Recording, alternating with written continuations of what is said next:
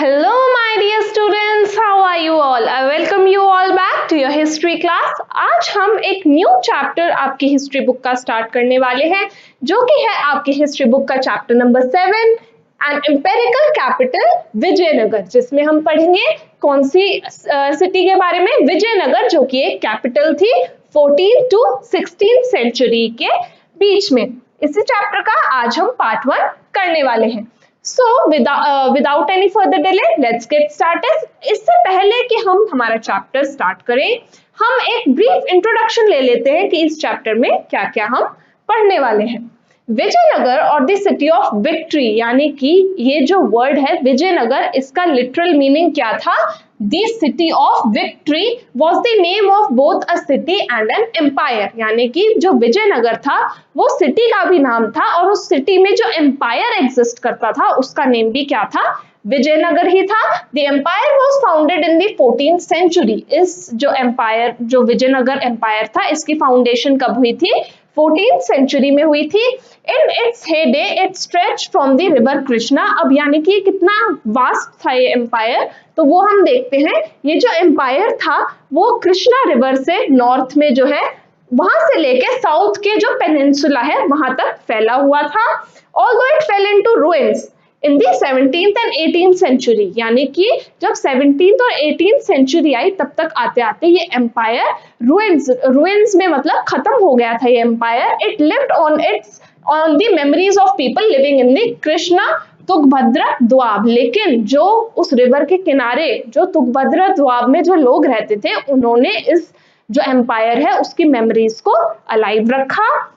They remembered it as Hampi, यानी कि वहां के लोग ये जो एम्पायर था विजयनगर एम्पायर, इसको किस नाम से बुलाते थे? Hampi, a name derived from that of the local mother goddess. अब ये जो नेम था हम्पी, ये कहां से आया था? वहां की एक लोकल मदर गॉडेस थी जिनका क्या नेम था? पंपा देवी। उनके नेम पे ये इन्होंने नेम दिया था विजयनगर को। क्या नेम दिया था? हम्पी। मूविंग फॉरवर्ड, अब हम बात करेंगे कि ये जो हम्पी था ये डिस्कवर कैसे हुआ, इसकी डिस्कवरी कैसे हुई।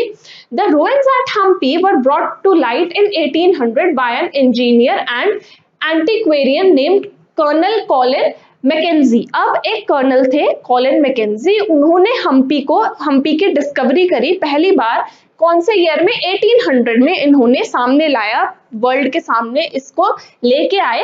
अब वो क्या थे? एंटिक्वेरियन कौन लोग होते हैं? जो लोग एंटीक्स की स्टडी करते हैं उनको एंटिक्वेरियन कहा जाता है। तो अब वो जो एंटिक्वेरियन थे कर्नल कॉलिन, उन्होंने पहली बार हम्पी को क्या किया? डिस्कवर किया, दुनिया के सामने लेके आए। He prepared the first survey map of the site. उन्होंने क्या बनाया? एक सर्वे मैप बनाया हम्पी का। Much of the initial information he received was based on the memories of priests of Virupaksha temple. अब यानी कि ज्यादातर इंफॉर्मेशन जो उन्हें मिली वो किसके थ्रू मिली?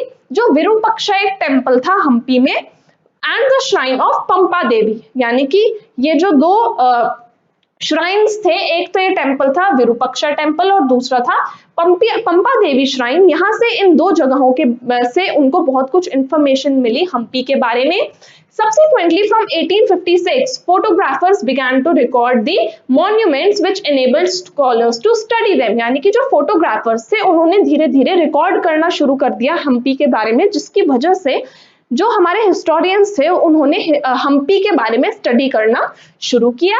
As early as 1836 epigraphist. अब एपिग्राफिस्ट कौन होते हैं? जो लोग इंस्क्रिप्शंस को स्टडी करते हैं। इंस्क्रिप्शंस जैसे मैंने बताया था, स्क्रिबल्ड टेक्स्ट को जो लोग स्टडी करते हैं उनको कहा जाता है एपिग्राफिस्ट। उन्होंने क्या करना शुरू किया? They began collecting several dozen of inscriptions. उन्होंने बहुत सारे जो इंस्क्रिप्शंस थे, जो राइटिंग्स थी, उनको कलेक्ट करना स्टार्ट कर दिया।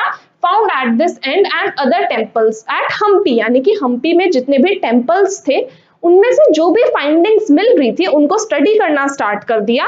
Historians collated information from these sources with accounts of foreign travellers. उसके अलावा जो फॉरेन ट्रैवलर्स थे उनके जो अकाउंट्स थे उनके थ्रू भी उन्होंने हम्पी को जानने की कोशिश करी। And other literature written in Telugu. उसके अलावा जो बाकी लिटरेचर मटेरियल था जो कि तेलुगु में, कन्नड़ में, तमिल में और संस्कृत में लिखा था, उनको भी उन्होंने स्टडी करना स्टार्ट किया। मूविंग फॉरवर्ड, अब हम बात करेंगे रायाज, नायकास और सुल्तान्स कौन कौन थे। According to tradition and epigraphic evidence, अब जो भी हमें वहां से एपिग्राफिक एविडेंस मिला है उसके बेस पे दो ब्रदर्स थे, ठीक है। दो ब्रदर्स कौन थे? हरिहरा और बुक्का, फाउंडेड, जिन्होंने विजयनगर एम्पायर को फाउंड किया था। कौन से ईयर में? 1336 में। This empire included within its fluctuating frontiers peoples who spoke different languages. अब ये जो एम्पायर था इसमें अलग अलग तरीके के लोग थे। विजयनगर एम्पायर के अंदर अलग अलग लैंग्वेज, अलग अलग डायलेक्ट्स बोलने वाले लोग रहते थे। बेसिकली हम ये कह सकते हैं कि बहुत ज्यादा डाइवर्सिटी एग्जिस्ट करती थी इस एम्पायर के अंदर। उसके अलावा अलग अलग रिलीजन को फॉलो करने वाले, अलग अलग रिलीजियस ट्रेडिशन को फॉलो करने वाले वो लोग थे। On their northern frontier, the Vijayanagar kings competed with the contemporary rulers, यानी कि जो विजयनगर के जो किंग्स थे वो कंटेम्पररी रूलर्स यानी कि जो उनके साथ के रूलर्स थे उनके साथ फाइट करते थे, इंक्लूडिंग द सुल्तान्स। अब इन कंटेम्पररी रूलर्स में कौन कौन आता है? Sultans of Deccan and the Gajapati rulers of Odisha, यानी कि डेक्कन के और ओडिशा के जो सुल्तान्स थे उनके साथ कंपीट करते थे।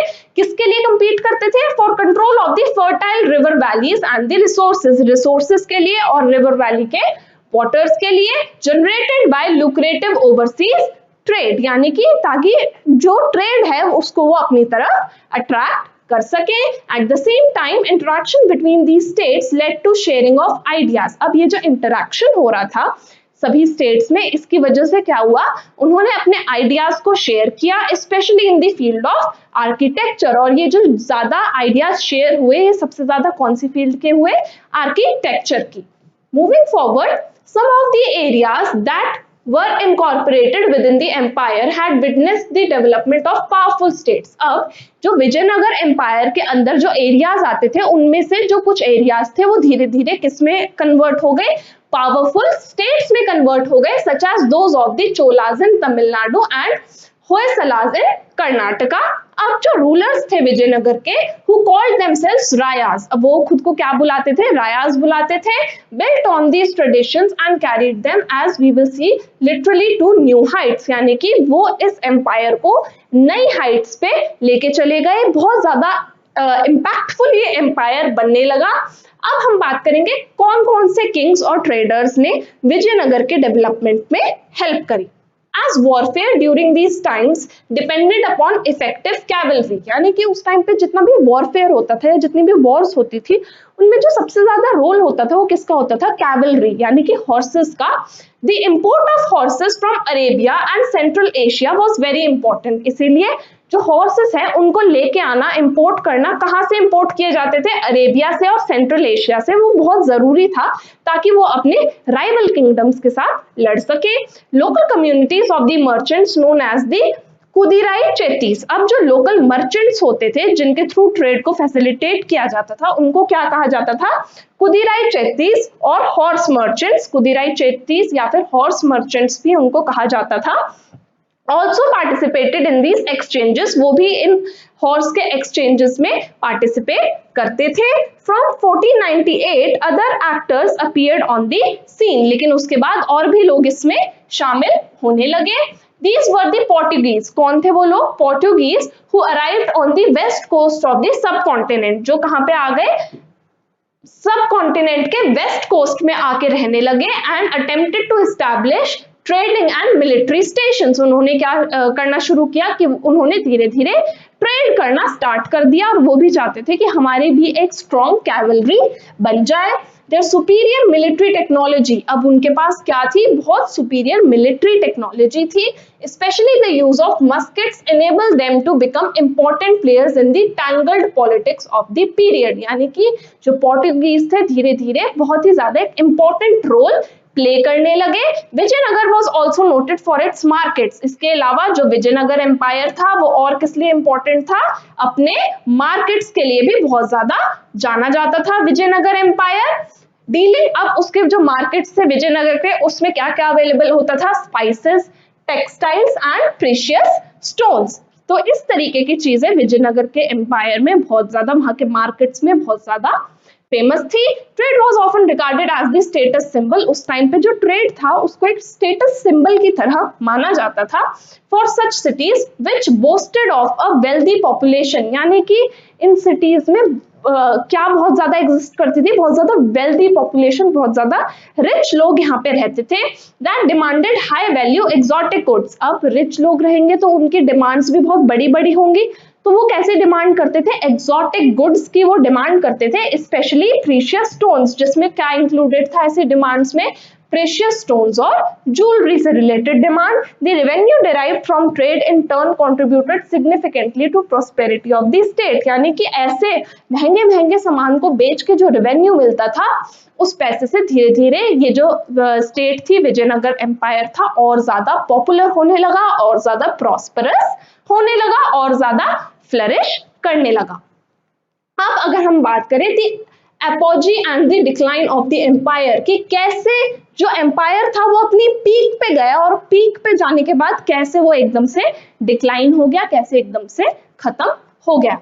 विद इन द पॉलिटी अगर हम बात करें किंग्स और रूलर्स की, Clements of power included members of the ruling lineage. Clements of power मतलब कि ऐसे लोग जो ये क्लेम करते थे कि हम पावर में रहेंगे, वो लोग कौन थे, जिनकी बहुत पीढ़ियों से जो रूल करते आ रहे थे, जिनकी लीनिएजेस थी, रूलिंग लीनिएजेस रही थी, as well as military commanders. उनके अलावा और कौन क्लेम करते थे, military commanders. The first dynasty known as the Sangama dynasty, सबसे पहली डायनेस्टी कौन सी आई, Sangama dynasty, exercise control till 1485, जो कि 1485 तक पावर में रही। उसके बाद देवर सप्लांटेड बाय दी सलूवाज, उसके बाद कौन आए, सलूवाज आए। मिलिट्री कमांडर, सलूवाज कौन थे, मिलिट्री कमांडर्स थे जो कि पावर में 1503 तक रहे, और उसके बाद उनको तुलुवाज ने रिप्लेस कर दिया था।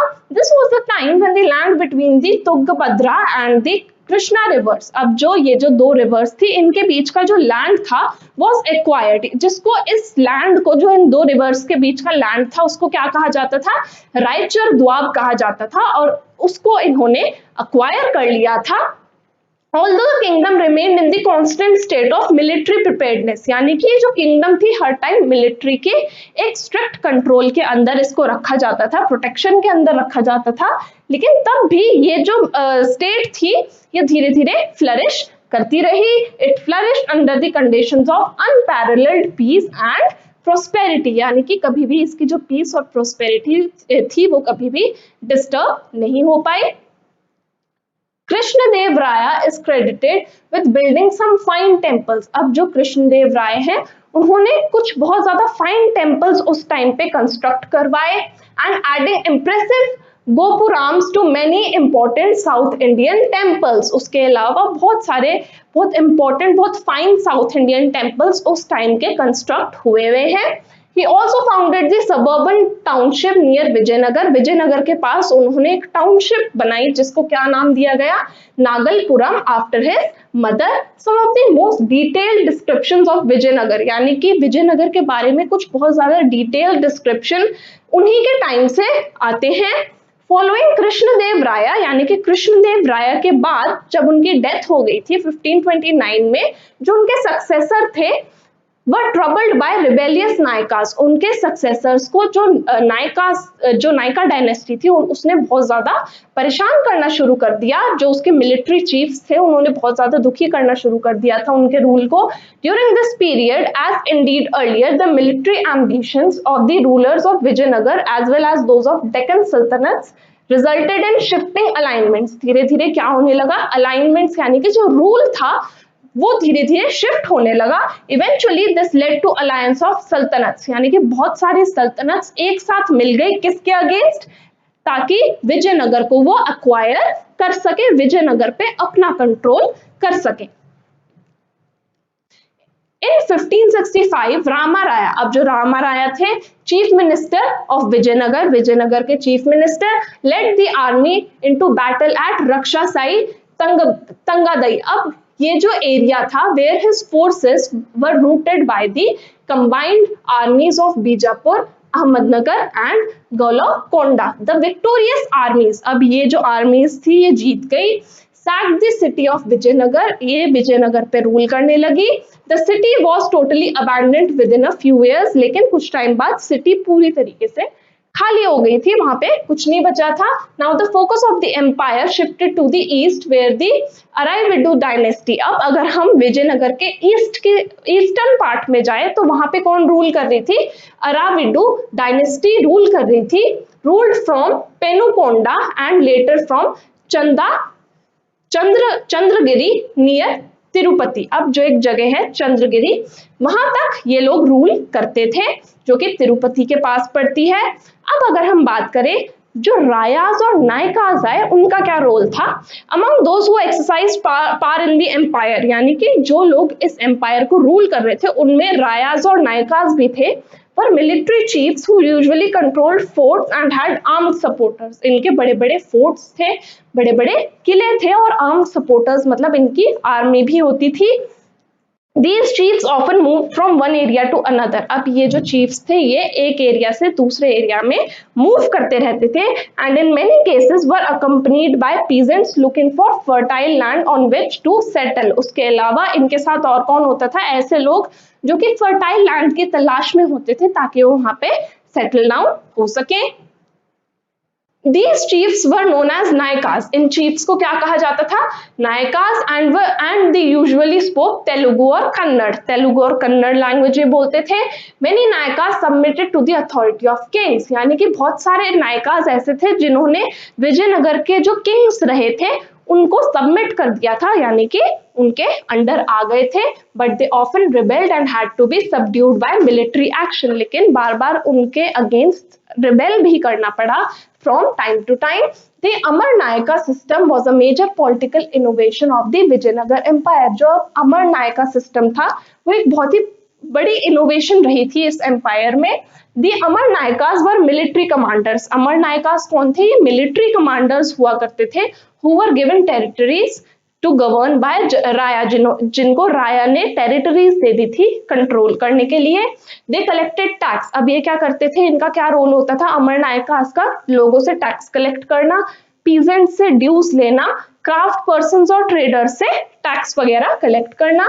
दे retained part of the revenue for personal use, कुछ जो रेवेन्यू जो ये कलेक्ट करते थे उसमें से कुछ पोर्शन ही अपने पास रख लेते थे ताकि ये अपने पर्सनल यूज के लिए उसको यूज कर सके बाद में। And for maintaining a stipulated containment of horses and elephants, उसके अलावा ये जो हॉर्सेस और एलिफेंट्स का जो सप्लाई है वो ऐसे ही रेगुलेट होता रहे। Some of the revenue was also used for the maintenance of temples. इसके अलावा जो कुछ रेवेन्यू था वो टेम्पल्स के मेंटेनेंस के लिए भी ये लोग यूज करते थे और इरिगेशन वर्क्स के लिए। The amara nayaka send tribute to the king annually, इसके अलावा ये एनुअली किंग को ट्रिब्यूट भेजते थे in the form of gift या फिर कुछ रेवेन्यू की फॉर्म में। And personally appeared in the royal court, उसके अलावा रॉयल कोर्ट में जाके किंग से बार बार मिलते थे, जिसमें ये क्या अपनी लॉयल्टी को कैसे एक्सप्रेस करते थे? गिफ्ट्स के through. However during the course of the 17th century many of these nayakas established independent kingdoms, लेकिन 17th सेंचुरी तक आते आते इन्होंने अपनी खुद की इंडिपेंडेंट किंगडम्स को एस्टैब्लिश कर लिया था। And with this we come to an end of our today's session. I hope आपने हमारा आज का ये सेशन एंजॉय किया होगा। लर्न करो के प्रीमियम सब्सक्रिप्शन में आपको मिलती हैं live classes from any time anywhere, आप कहीं से भी हमारी लाइव क्लासेस एंजॉय कर सकते हैं। उसी के साथ साथ आपको सारा स्टडी मटेरियल पीडीएफ की फॉर्मेट में अवेलेबल करवा दिया जाता है, तो आपको नोट्स की टेंशन लेने की बिल्कुल भी जरूरत नहीं है। उसी के साथ साथ अगर आपको अकेले पढ़ने में बोरिंग या मोनोटोनस फील होता है then don't you worry, because हमारे यहाँ हम आपको एक पीयर ग्रुप में एनरोल कर देंगे जहां पर आप अपने दोस्तों के साथ बैठकर आराम से पढ़ाई कर सकते हैं।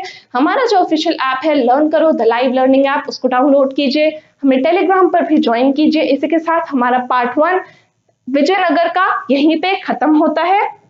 इसके नेक्स्ट पार्ट में हम पढ़ने वाले हैं कि विजयनगर में और क्या क्या आता था। And now I shall see you in the next class. Till then, take care. Bye-bye.